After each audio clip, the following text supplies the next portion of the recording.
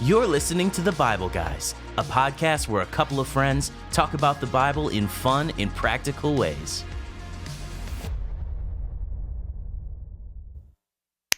Good morning, good morning. We talk the whole night through. Good morning to you.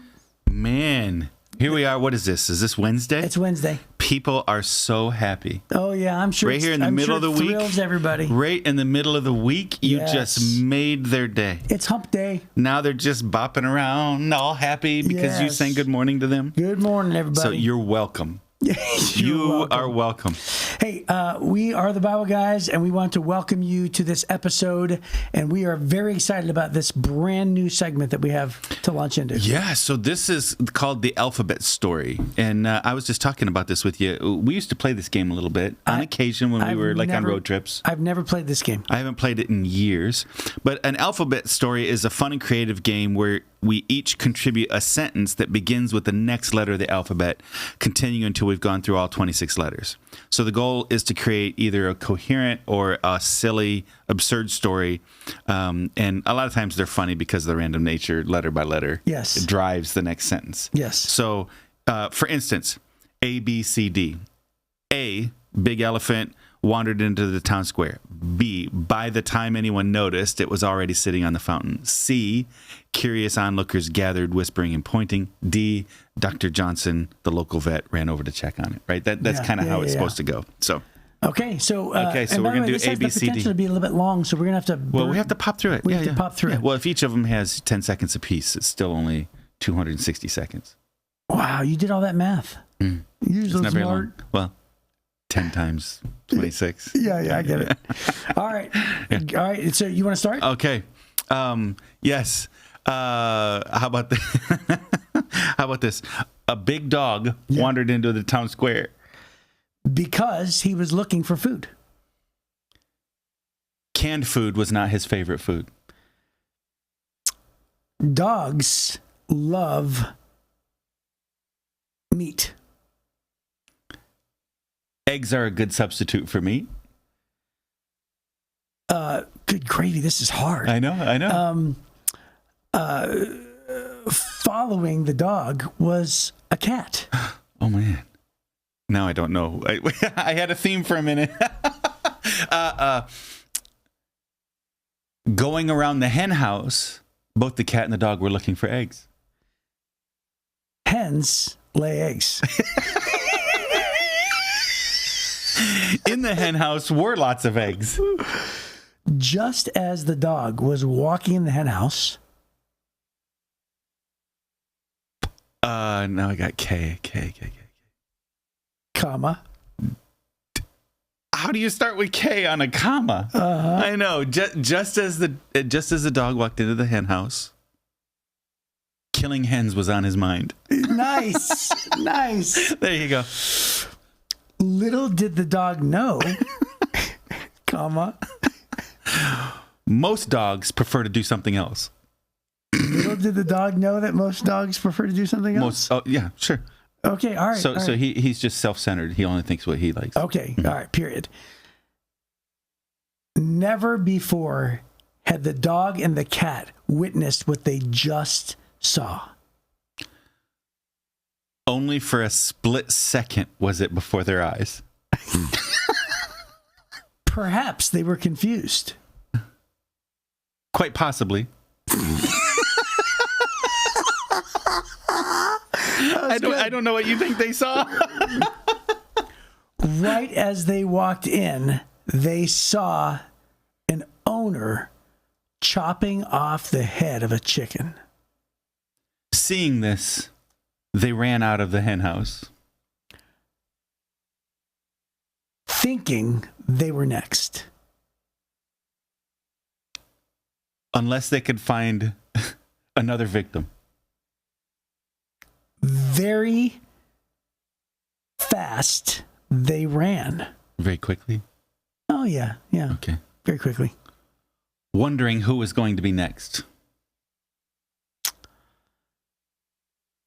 Xylophones were all in the street all around them. Why? What do you say on why? Xylophones were in the streets all around them. Yeah. They sure were. Yeah. I don't know. What are you doing? Just randomly. Yelling and singing, they were celebrating their escape. Zarbas are the best. Okay, yeah. Thank goodness you got Z. Yeah, there you go. That's a hard one, isn't it? It's hard. It's really tough. Okay, and I can imagine in the middle, some of our listeners are like, "Oh, brother, again, they're going to be talking about eggs the rest of the day." Right. Fast forward. Yeah, but you know what? The xylophones, turns out, they have nothing to do with the story. No, but as they were running, they just had to dodge all these xylophones. You know what I think happened? What? A xylophone truck tipped over. Is that what happened? Yeah, I think so. Okay, I'm going to leave it to you on that one. Yeah. Speaking of xylophones tipping over, what? What? That is. If that happened, it would be probably something that had to be investigated and taken to court, and you'd have to have a judge make a determination as to whose fault it was that the xylophone truck tipped over. And speaking of judges, Jehoshaphat appointed judges in Judah. We made it. We got there. Whew, this is terrible. It might be time to retire that. It might be. Okay. So, 2 Chronicles chapter 19, we're always trying to figure out the worst transition from these goofy games we do to what the passage we're talking about today. So that's what that was about. 2 Chronicles chapter 19, verse 1, Jehoshaphat is the pretty good king of Israel. On occasion, at least he's wanting to honor the Lord sometimes. Yeah, well, I think besides his compromise of marrying, sending his son to marry Ahab's daughter, I think, honestly, everything else that's spoken about him in the Old Testament refers to him as a good king. So here we have 2 Chronicles chapter 19, verse 1. It says, when King Jehoshaphat of Judah arrived safely home in Jerusalem, remember, he had to run.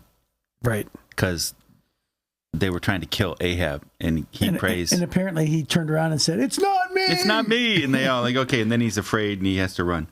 So Jehu, son of Hanani, the seer, went out to meet him. Why should you help the wicked and love those who hate the Lord? He asked the king. Wait, where are you at? 2 Chronicles 19. Oh, you had already read the first sentence. I sure had. Okay, sorry. Thanks for joining us, Chris. Thanks for joining us. Why should you help the wicked and love those who hate the Lord? He asked the king. Because of what you have done, the Lord is very angry with you. Even so, there is some good in you, for you have removed the Asherah poles throughout the land, and you've committed yourself to seeking God. Jehoshaphat lived in Jerusalem, but he went out among the people, traveling from Beersheba to the hill country of Ephraim, encouraging the people to return to the Lord, the God of their ancestors. He appointed judges throughout the nation in all the fortified towns, and he said to them, always think carefully before pronouncing judgment. Remember that you do not judge to please people, but to please the Lord. He will be with you when you render the verdict in each case. Fear the Lord and judge with integrity, for the Lord our God does not tolerate perverted justice, partiality, or the taking of bribes. In Jerusalem, Jehoshaphat appointed some of the Levites and priests and clan leaders in Israel to serve as judges for cases involving the Lord's regulations and for civil disputes. These were his instructions to them. You must always act in the fear of the Lord with faithfulness and an undivided heart. Whenever a case comes to you from fellow citizens in an outlying town, whether a murder case or some other violation of God's laws, commands, decrees, or regulations, you must warn them not to sin against the Lord, so that he will not be angry with you and them. Do this, and you will not be guilty. Amariah, the high priest, will have final say in all cases involving the Lord. Zebediah, son of Ishmael, a leader from the tribe of Judah, will have final say in all civil cases. The Levites will assist you in making sure that justice is served, taking courage as you fulfill your duties, and may the Lord be with those who do what is right. Hey, this is good leadership. Yeah, it's great leadership. Well, there you go. Yeah, there it is. So once again, just like I said, I think Jehoshaphat is, everything that's spoken about him seems to point that he is a guy who recognizes God's authority. Mm-hmm. This phrase here, what does he say? Fear the Lord and judge with integrity, for the Lord our God will not tolerate perverted justice, partiality, or the taking of bribes. It's wouldn't that be great if our judges and leaders and politicians follow that, Yes. right? Yeah, I've given this passage before when I was had an opportunity to speak to local leaders and politicians. Did you really? Actually, yeah, and said, hey, Wow. as you're trying to figure out what does God expect from civil servants, Yeah. because he specifically says there's God's part, so let faith leaders do God's part with regard to God's law. But then God's part with regard to civil cases required some civil servants to do that. And so what is a civil servant expected from God? These are the things that God says he'll bless. Right? And it's a great passage to kind of learn that. Well, extend that beyond. This is in your business. It doesn't have to be that you're a civil servant running society. It can be just that you're running a team for your job at General Motors, or that you're running an accountant firm or whatever. They're the same kind of issues. Don't take bribes. Be people of integrity. Fear God, not people. Right? All those kinds of things. Do the right thing. And it says, "May the Lord be with those who do what is right." That's right. This is the invitation. Is if you choose to do the right thing, it's not unreasonable for you to expect God to be with you during these times. That's awesome. Yeah. And by the way, what a great premise just to live your life by, especially if you're a person who necessarily doesn't, like just the other day we were in the hallway and we were walking down the hallway, and I was talking to one of our staff members, Ryan, and Ryan said, "Well, isn't one of the best questions in the world, what's the wise thing to do?" Uh-huh. Because in the Bible, it talks about wisdom, right? Right. It talks about, just asking that question. And he goes, and he just had made that statement. And what's really so interesting about that statement is, if you think about it, it doesn't matter who you are. It doesn't matter where you come from. It doesn't matter what situation you're in, or even how strong your faith is. Obviously, having more faith is better. But what I'm saying is, asking the question, what is the wise thing to do, is a question that blankets everything. Right? It blankets everything. Right. And so when it comes to the faith statements, this is one of the statements that blankets everything, right? He says, take courage, do your duties, may the Lord bless those who do what is right. That's right. You can take that and you could blanket everything in your entire life. Do what is right, and God's going to be with you, and he'll bless it if it's the right thing. Right. So that question, when you're trying to live wisely, that question, what is the wise thing to do, is brilliant, as long as you understand what is wise. Yes, right? yes. And fear the Lord is the beginning of wisdom. So God's ways are what is wise. And so this is why we're constantly saying, and good job to all of our listeners today. You're spending a little bit more time just looking at what God's word has to say. Right. And there's a lot to be said about really knowing God's words, because the more you know God's words, you know the thoughts of God. You begin to learn some of the mind or intent of God. We can't know him completely. We don't know everything about him because he's he's beyond our ways. His ways are beyond our ways. But we can, what he has told us, we can know those things. And the more we know how he thinks in the context of what he's written in Scripture, the more wisdom we can have to apply in our everyday life. And then that determines what is wise. Otherwise, some people would say, well, what's wise is whatever's expedient. Whatever moves the needle a little bit more in our favor, that's what's wise, or whatever. Right. But what God is saying is doing the right thing, being godly. Righteousness is wisdom, right? Yeah. Right. So there's that. There's a really great note here in. Go ahead. Before please. you say that, I was just going to say one of the things about those blanket questions or those blanket statements is it's not a quick answer. It points you in the right direction to the answer. That's right. Right. So it's like what's the wise thing to do? Forces you to go, oh, well, let's figure it out, because there are only, let's just say in your scenario, 3 options. Right. Then you have to figure out, okay, what is the wisest thing, in this scenario. Right. So it's the question that is going to point you to the right answer every time. Right. That's that Matthew 6:33 verse is one of my favorite verses in the Bible, probably one of my top 10, where he says, "Seek first his kingdom and his righteousness." It literally means right living, and all these other things will be added unto you. Right. So, and it's in that context of, why are you always worrying about food? Why are you always worrying about clothing? Why are you always worrying about your finances? Why are you worrying about tomorrow?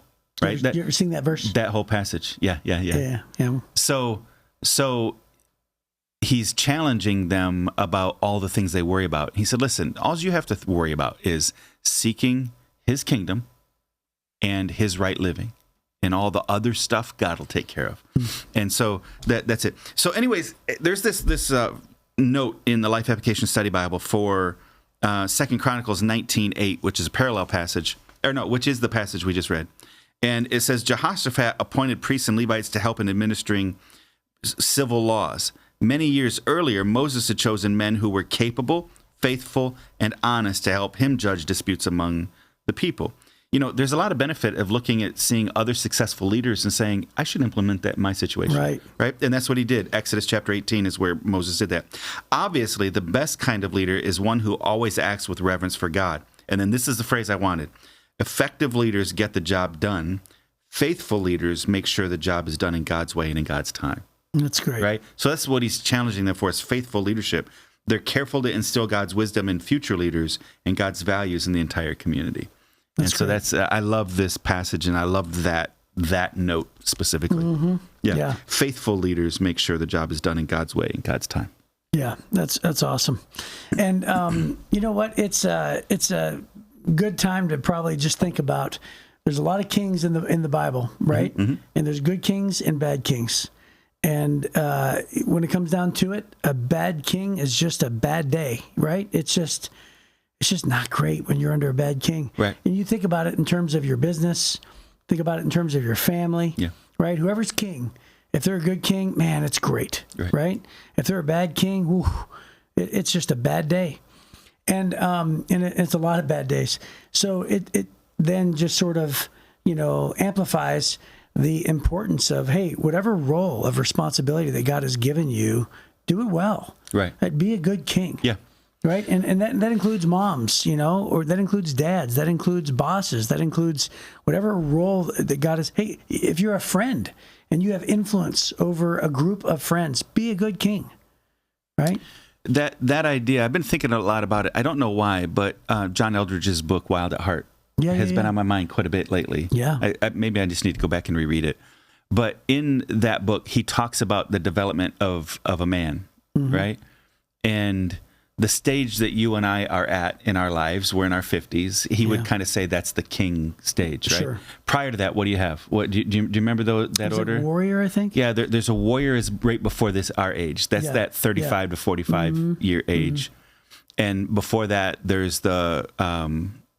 I think it was the lover. There's the lover and the poet, right? Yep. And the cowboy. Yeah, and the cowboy. The cowboy is that tough young guy that's just learning to take life by the horns, right? Then we move into this lover and poet kind of life. That's when we begin building families, and we become maybe a little bit more self-aware at that point and start learning about how life really works. Then you turn into warrior, where there's that window of time when suddenly take on the world. You figure it out, and you begin to kind of attack your career, you attack your life, you go grab that house, you grab that career, you get those things right, you kind of establish your life, and then you move into this life, this season where you're a king, you're the ruler, you're the leader. Right. And then from there, you move into, eventually, you and I will move into that sage kind of thing where we're the advisors, the wise advisors, hopefully. But here's my thought about that. Yeah, they give advice to kings. That's right. They give advice to kings. So you don't suddenly become a good warrior. You have to prepare to be a good warrior. Right? Otherwise, you're always only a cowboy. Right. Right. So you have to prepare to be that. And then you don't just, I'm a king now I'm going to be a good king. You prepare your whole life to be a good king. And every young man is going to be a king of something. Every young woman is going to, more than likely, be the queen of something. And so you don't wait for wisdom. You develop wisdom for your entire life so that you will be a wise king or a wise queen. You develop integrity and righteousness for your whole life. From the moment you finally realize the importance of seeking God's kingdom and his right living, from that moment on, you begin developing the right habits necessary to be a righteous king when it's your turn. Right? Or queen. In whatever world you're in, whether that's you become a manager in your business or a supervisor, whether you become a politician, whether you become a school teacher, even maybe in your own family, raising your children and having influence, there's going to be a day maybe when you're the patriarch or the matriarch of the whole family, right? And so you don't wait to become a good one. You prepare to be a great one. Right? You know what's so hilarious about you bringing this up so randomly is that I just quoted every single one of these stages to my son-in-law last week. Wow. Yeah. I went down to Florida for a couple of days, right? And I was down there hanging out with him, and we were just in conversation. Yeah. And here's what he was basically talking about. He was talking about, because he's a young man in his early 30s. And everybody can be frustrated that they're not kings yet. Yeah, well, yeah, but I'm not saying him. Yeah, that wasn't the conversation for him. What he was expressing was his frustration with his boss, who is the king, right? So he was basically talking about his old boss was great. Right. But this new boss is not great. And he was saying, gosh, with somebody with his education, you have to go through a lot of schooling to be a pharmacist, right? He's a pharmacist. Right. And he'd say, you would think, right? He's just expressing frustration. You would think that this guy would be this way. He'd be a good person. But he's not a good person. Instead, he walks in with his Ray-Bans and his flashy this or that, and he bosses people around, and he treats people poorly and disrespectful. And so I just said, hey, listen. I said, John Eldridge has this thing, right? And I walked through all the stages. And I said, and so when you get to be in that king position, do you remember what he calls them? I don't remember. If they're bad kings, he calls them, because it's written about men, right? And he calls them unfinished men. Oh. He says, that's what you have. Yeah. He says, you have unfinished men. He has the power and influence, but he's an unfinished person. He never developed. Yes. It's exactly what you're talking about. Yeah. And I said, you understand. I said, your old boss was a person who probably grew up with a person who they get the question answered when they were younger. Because, when you're a cowboy, you have to answer the question, do I have what it takes? And if you have a really good dad, or a really good family, then hopefully you're going to be given. I remember when they're going to tell you've got what it takes. Right. They're going to encourage you. And I gave my son an axe and a little hatchet. I said, go chop down that tree. And he was like 10 years old, and my wife's like, he's going to chop off his finger. And I said, no, you don't understand. I said, he's a bright kid. I gave him the instructions. He will not chop off his finger. He's never going to swing it without holding two hands. Right. And I had him chop down that tree. And he walked, back from that. There has to be moments where he's like, I have what it takes, right? And I literally had that phrase in mind when I gave him the axe or the hatchet. So anyway, all that to say, I said, that person is acting that way because they're enjoying flexing their power because they are basically a wounded person. Right. They have unprocessed wounds in their past, and they're unfinished men. And so they're acting in this really radically unhealthy way because they're not, they didn't get what they needed in their childhood. Right. Now, what's really funny is my daughter is a family counselor. That's what she does for a living. So it's his wife. And so I said, that's why your wife's job is that important, right? I said, so your complaint about your boss is the answer is for your boss to go to somebody like your wife, and discover, why am I acting that way? Right. And that's the truth. So anyway, it's just really ironic that you brought that up. So he's giving them instructions.